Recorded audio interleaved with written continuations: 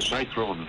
Mr. Kim In says despite living where the earthquake struck, there was not much damage and life where he lives is back to normal. The East Sepik Provincial Disaster and Emergency Office assessment report says as of this week, people's lives are relatively back to normal. An independent group of prominent Pacific leaders has condemned the AUKUS Security Pact, saying it goes against the spirit of the Blue Pacific. The deal between Australia, the United States and the United Kingdom will see Canberra forking out billions of dollars over the next 30 years to acquire a fleet of nuclear submarines. The Pacific Elders' Voice is accusing Australia of deliberately exploiting a loophole in the Pacific Nuclear Free Treaty it is party to, which permits the transit of nuclear-powered craft such as submarines.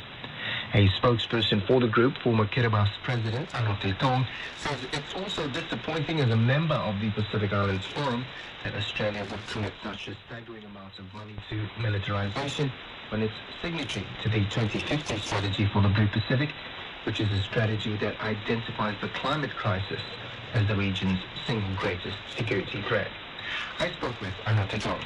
Well, I think you know that as a region in the Pacific, we've always been saying loud and clear that the greatest challenge to our security has been climate change. It's always been at the top of the agenda.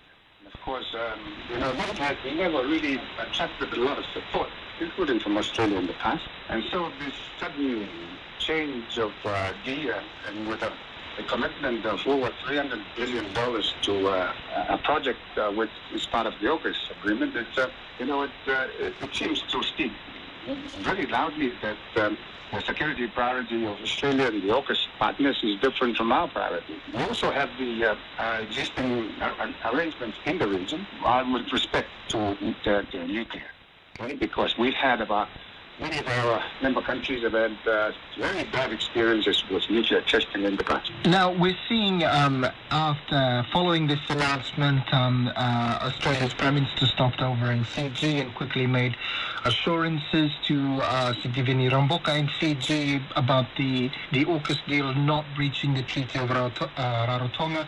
We had Mark Brown, the Forum Chair and PM of Cook Islands, who said initially in the Cook Islands that he thought this would be going against the principles of the Treaty of Rarotonga, but then later backtracking on that, having gone to Washington and saying they've reassured him that it hasn't.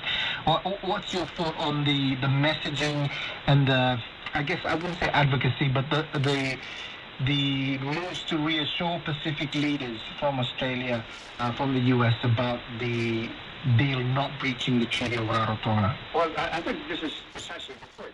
I think it speaks to the lack of consultation at the early stages. I mean, the consultation now are taking place, but if that had taken place before all of this had happened, I think it would have removed all of these concerns. And I'm sure, if you all understood what it involves, I'm sure if Pacific leaders were happy with it and the region feel that there is no threat to the existing arrangement, that security, what they are being focused upon is not being challenged, then I'm sure we would have nothing, no opposition to what's going on, but it's the consultative process that's been working. Your statement says you're urging Pacific Island leaders to take a decisive and ethical stand on this important matter and not to be subsumed by the rhetoric from the AUKUS nations. What do you mean by this? What's the call here for our Pacific Island leaders today? Well, again, it's a question of priorities. Our priority has always been a peaceful Pacific. Our priority has been to step up to the challenge of climate change, which is an existential threat for most of our countries in the region. It's about survival. And so there's got to be a stepping up.